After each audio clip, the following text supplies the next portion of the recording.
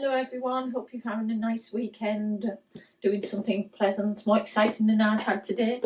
But anyway, I'm going to make one of my favourite dishes that I don't make very often.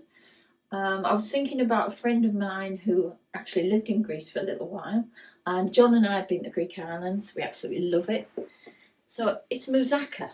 Now, I've had so many versions of moussaka, but this friend of mine did tell me that this version they felt was the closest to an original moussaka that they'd had themselves living there. So I thought, right, I'll take you through it. I've got to say, this is a Delia Smith from years and years ago recipe, one of probably her originals, and it never fails. I just love it. And the topping is quite unusual because it's almost like a cheesy, creamy souffle on the top of your moussaka. So it's absolutely yummy. It freezes well, and I love it to bits. And I'm going to actually cook the moussaka, hopefully, in the Ninja. But the first part of it we've got to do on the top. So let me take you through things. This looks very peculiar, folks. This is, I have been told with today's aubergines you don't have to press them. But this is my idea of pressing them. So these are my coffee beans. I'll just take those out of the way. They were very heavy. A pan that was compressing them. It was just a medium-sized aubergine, lightly salted and then pressed, and you can see there's moisture. I'm going to dry those out shortly, but first of all I'll get my onions on. So that's a different stage. Let's just get the onions into the pan. So the first thing we do on this recipe is a splash of olive oil, and the Greeks would be using olive oil. And then it's my favourite, of course, red onion and 2 cloves of garlic, 1 medium-sized red onion, cut small. You don't want great big chunks of anything. Just turning that heat down a little bit. I just want it to cook gently before we add the mincemeat. It should actually be minced lamb, but I love lamb, but I can't tolerate it very well because it's a high fat content. So I do actually do it with a lean steak. Now this I've got standing here. This is what I call the magic. It is 2 tablespoonfuls of tomato puree.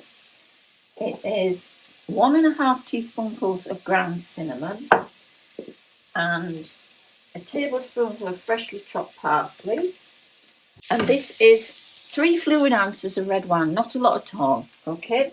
That you all put in here and mix together. And that's actually the basis of your sauce for your minced steak. So just leave that there a minute. That's all cooking just nicely. I just want the onions to soften up a little bit more before I chuck the mince in. But I think we're nearly down on that. So I'm going to brown the mince now so that can go in. So I'm using Aberdeen beef mince, and it's a 5% fat, so it's nice and lean. Break that up, and I'm wanting this to brown, and I mean properly brown. Gordon Ramsay did a thing about getting the beef so it's actually almost crisp, because that draws the most flavour. So that's kind of where I'm going to be taking this. I'm going to take it to that stage, and then just before it gets right to that stage, I'm going to incorporate the sauce, and then I'm going to leave it to simmer while I actually cook the aubergine. So although it's a little bit fatty this, because then the next job after that is to make our cheese souffle sauce, which I'll take you through. It is so well worth it. If you can serve your moussaka with a lovely green salad, even better if you had some Greek red wine, it would be perfect. So that's that one. I'm going to turn that up a little bit now so I get the browning effect that I want. And I don't want it sticking together. I want it quite nicely broken down. Smells good already. That's going to take a few minutes, folks. Okay, while the mince is browning, I'm doing what it needs to do. I'm going to start prepping the aubergines for frying. So what I'm doing is I'm laying them out. You can see the liquid it has brought out. This vegetable market trader was telling me that today's aubergines, they're not left to grow so big, and they're not as bitter as years ago when you had to do this. And he was saying a lot of the very small aubergines, there's absolutely no need to pre-soak or anything. But I did not want any bitter flavours coming in mine, so I'm not taking any chances, because that's what used to happen many years ago. If you got a great big aubergine, you could get this, and you didn't salt it and try and get the liquids out, you would get this very bitter aftertaste, and that's very off-putting. In fact, I know lots of people around about my age who've said, oh, I hate aubergine. I absolutely love it. But if you've had bad aubergine, I can get that, yeah. Right, okay. So, kitchen towel is doing what it needs to do and just soak up, so that they're going to be dry when they hit the pan in a few minutes, when I've got my mince to the position that I wanted. So I'll just concentrate on the mince. Be back with you in a minute. Okay, I've got what I want from my mince. It's I'm not sure if you can see it, guys, but it's dry and it's got little tiny crispy bits in that just mean all the flavour is gone. It's coming out in it. Okay, so at that point, turn my heat down a little because it was at quite high. Right, okay, in goes my sauce.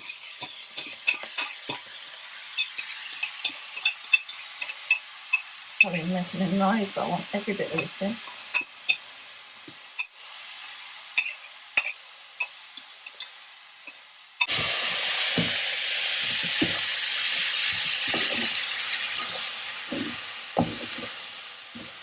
Going to add the seasoning, salt and pepper to this. Oh my god, that smells amazing. The cinnamon, just, oh, give it a good seasoning. Then I'm going to put this onto the smaller ring on a very gentle, well, a tiny little simmer, because while I do the aubergines, this is going to sit and just gently simmer away, but keep your eyes on it, folks, because I've let it get very, very dry, that beef. I don't want to be letting it burn. Right, swap pans. Just turn this one on to very low heat. I'm going to pop a lid on that so it condenses a little bit. I haven't got a lid for that pan, so I'm using the lid off my wok. It does the job perfectly. Okay, next job is going to be the aubergines, so whack the heat up. What we do with these now, they're nice and dry. I'm going to fry them off. Aubergines soak it up. So I'm going to fry them off and then sit them on kitchen roll while they cool again. And then after that, the job is I layer them a bit like lasagna until we get to the right depth, a couple of things like that, layers like that, and then the top will be the cheesy egg, almost souffle. They call it sauce, but it actually cooks together and rises a bit like a souffle, or it does in the oven, like I said. So I'm going to be experimentalist because I've never attempted it in the Ninja. That's sitting there nicely. Okay, as soon as this oil is nice and hot, I'll start doing the aubergine. Just want to get that nice and hot. And I'll just try this lovely red wine. Oh, that's what Sundays are made for. Right, okay. No, it's not hot enough. You do want it hot before you put it in. It feels very hot, but see. Oh yeah, it's sizzling. That's it. We're away.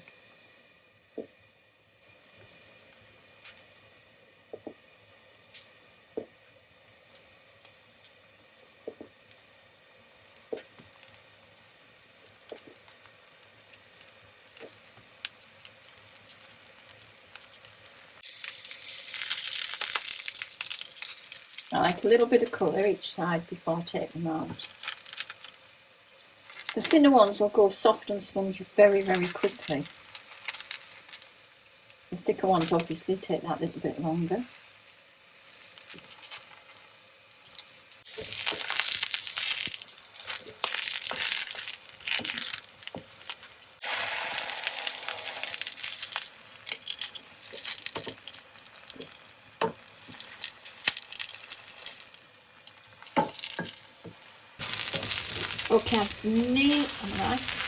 Okay, I'm nearly finished. Just browning off the last of this little aubergine. The meat is just simmering away there. Absolutely smells delicious. Right, okay. This bit is the bit that I sort of like find a bit of it's time consuming, shall we say. Basically, I've got another large pan, and to get the colour I like, not that you can see the colour once they go into the moussaka, but I do like to feel as though I've cooked them. Yeah. Right, so these are all coming out now. Right, okay. That's that job done. Yay! Just thinking about this, you could probably, people who are vegetarians, like my granddaughter,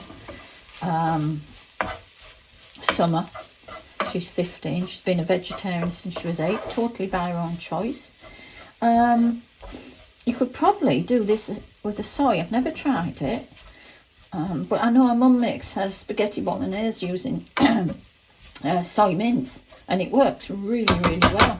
In fact, all their family have that now, and yet Summer's the only one that's the vegetarian, so it shows how good it is. Okay, and what we've got here going on is they've been in, they're all cooked, they're just sitting, letting the kitchen roll do its job, absorbing any extra olive oil. And what I'm going to do is I'm going to get 2 of my glass dishes out. Right, I'm just going to butter them. Okay, this is what I'm going to attempt to cook the moussakas in tonight. So I'm just going to give them a quick, I like to just rub some butter around them, just so things come out easier. Like I say, I don't really know how this is going to work, so one will eat tonight and one will freeze. Put this over. And I'm just going to sprinkle, this is my first layer, just so I got a nice little covering. Same again with the other one.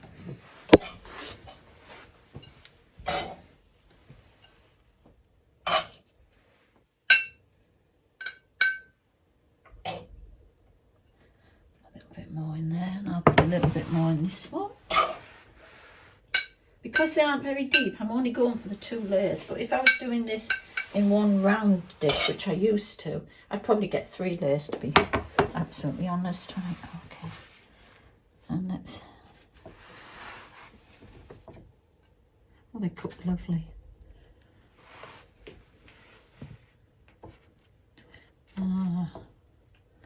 This is where it gets tricky, because I've got to leave enough for another layer. So let's use up those little ones. I'm going to be short. Right, so that's 3 each there. Okay, second layer.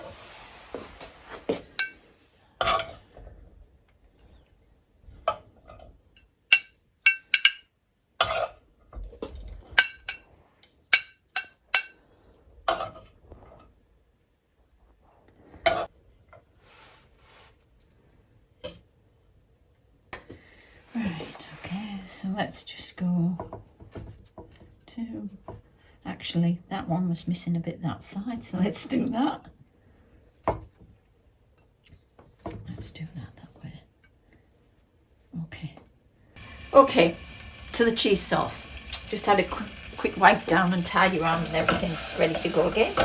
Right, just lift that off there. In this pan I am melting 3 ounces of butter. I use salted butter, it doesn't have to be, but you know, cheese sauce does need seasoning, souffle cheese sauce, whatever you want to call it. Right, okay, that's ready. I'm going to put my flour in. I'm making a roux. I've gone on about doing a roux sauce for you. So this is your roux base. Now let that flour, you've got to cook your flour in, so take that heat down, let that cook in, do what it's meant to do, and just let that flour cook out a little bit, okay?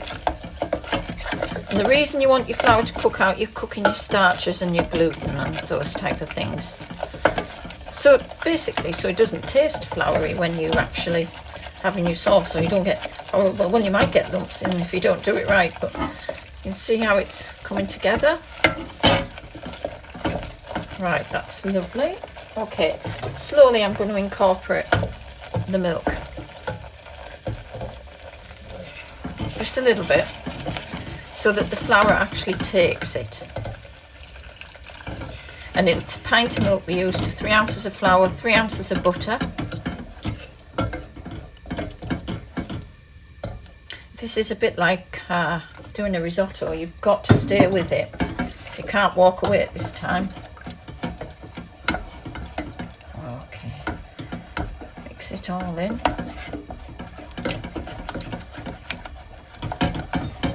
Bit more.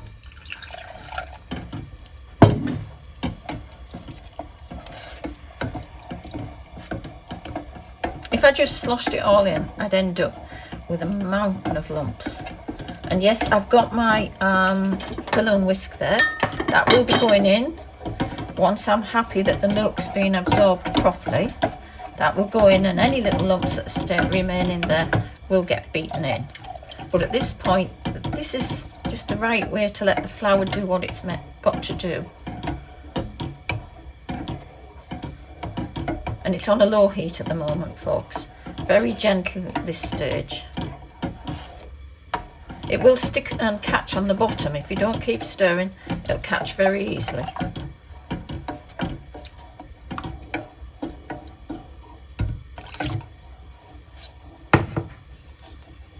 Just bringing it up a little bit now. I think that's all incorporated.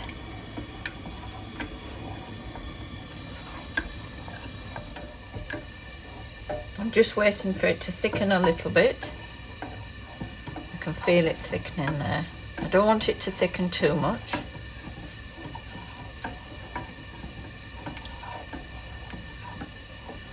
It's because I had it turned very low. Now's the point I'm going to add my cheese. So this is 2.5 ounces of cheddar cheese, grated. I normally say for a cheese sauce you can put in any cheese, but the fact is that this is going on your moussaka. I wouldn't go messing with it too much because you don't want flavours fighting one another. Right, now that has just got to get that up to heat. At this point I'm going to add my black pepper. I'm just being a bit careful here that it doesn't stick, and this is where I need to bring in the whisk and make sure everything's nicely incorporate. Oh, it's going beautiful. It's all coming together lovely now.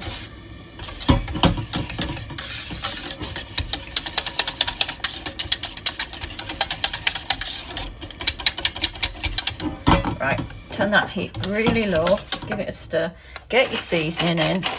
Not too much salt because the cheddar cheese is salted, your butter's salty, or my butter is, but you can, you like black pepper, which we do, 3 or 4 good twists and that should do it. Right, just take it up a little bit more. Make sure it's nice and hot, because then the next stage I'm going to put this to the back and it's going to sit for around about 5 to 7 minutes. It wants to be warm when you add your eggs, but it doesn't want to be hot, otherwise you'll end up with horrible scrambled egg mess. So what I tend to do is I'm going to put it just to the back, let it cool, and then next and final step will be adding the 2 eggs to this, which then turns it to a much richer sauce. Like I say, it's very much like a souffle sauce. Right, turn that off. I'm just going to get a spoon and just check my seasonings, because even at this stage I do like to check. Oh, that's a lovely sauce. Look at that. It's quite glistening. Oh God, I could eat that on its own. Stop it. Okay, see you, right, that's going to the back of this. Just going to let it sit there. See you in about 5 to 7 minutes and I'll take you through the final stages. See you shortly. Okay, time to add the eggs to the cheese sauce. It's still warm. You can just see it's steaming, but it's not hot, which is the important thing. It's had a good 5 minutes just sitting there. Half the eggs in. Just fold it in gently. This is what gives it the souffle texture.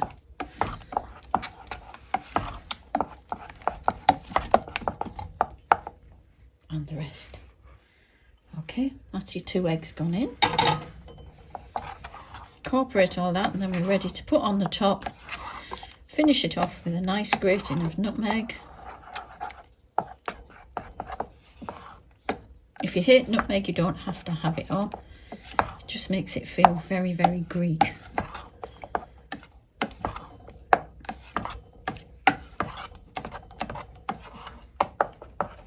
Right, all that egg has gone into there.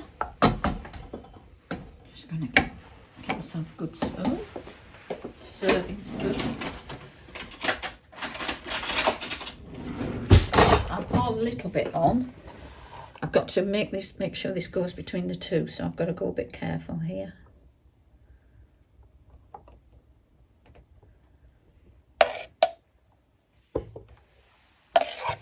Let's just have a look right there.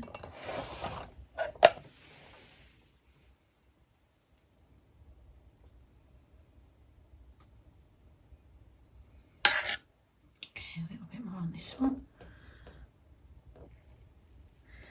Don't want it to get too full because it does rise a little bit,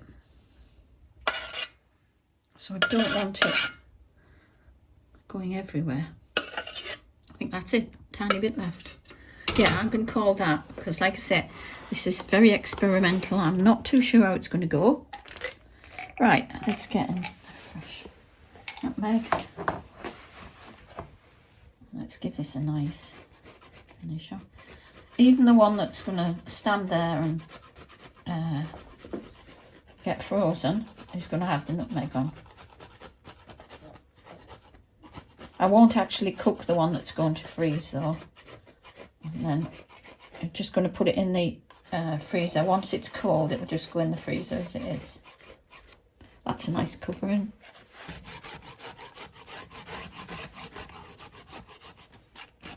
If you don't want to spend your time grating fresh, please feel free to use the ready ground nutmeg. So we're just going to cook this one, I think. I'll get that into there. And we're ready to go. Okay. Right, good old Delia. I'm going to go with the roast because she would normally roast it in the oven. Well, roast is the wrong term, really. Take it down. She's got 180 and she's got it for an hour. I don't think this is a tiny, tiny moussaka. I don't think it's going to take anywhere near that length of time. So we'll put it on 40 minutes, but I kind of think it'll be definitely finished by 40 minutes, maybe before then. When you do a big one, then yes, it takes longer. But I could be wrong. It may take, we'll see. Right, okay, 40 minutes, let's go. Fingers crossed, otherwise I've got no tea tonight. Takeaway. See you shortly. I'll let you know how it goes through the cooking. And here we have the finished one. Now what I want to show you is, I'm going to cut into it anyway, but if you can see the little bubbles here, it's risen. Just as I say, it's like, not like a souffle that comes up, but cooked. And that's the uncooked one, and as you can see, that looks beautifully cooked. And I've left the time on. It still had 13 minutes to go, so in actual fact that took 27 minutes. And I also brought the heat down from 180 to 170, so do keep checking it. Be careful, make sure you, because it would very easily burn in these things. Okay, let's cut into this. Oh gosh, that looks so lovely. Right, let's get quite a bit nearer. Just wondering if I've got a way of getting it out. No, I don't think I have. Okay.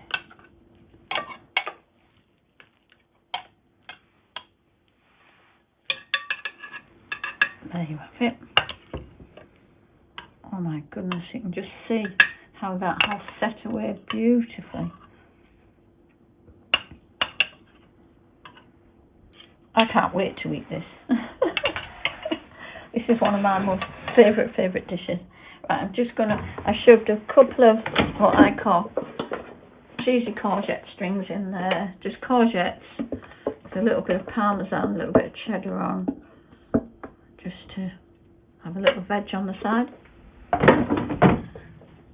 And there you have it. That is Delia Smith's original recipe from, I think it was around about 1985, something like that. I wouldn't change a thing in it. Lots of people today have their moussakas with potatoes in, thinly sliced potatoes. Yeah, whatever you like. But definitely this tastes very Greek, makes you think of the romantic Greek islands. Oh, I can't wait to go back.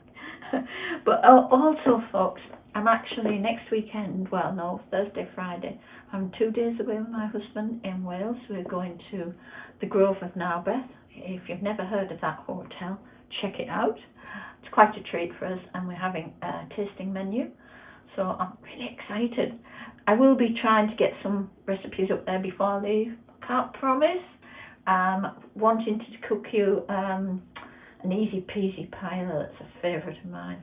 Don't worry, for those who don't like a lot of seafood, you don't even have to put the seafood in it.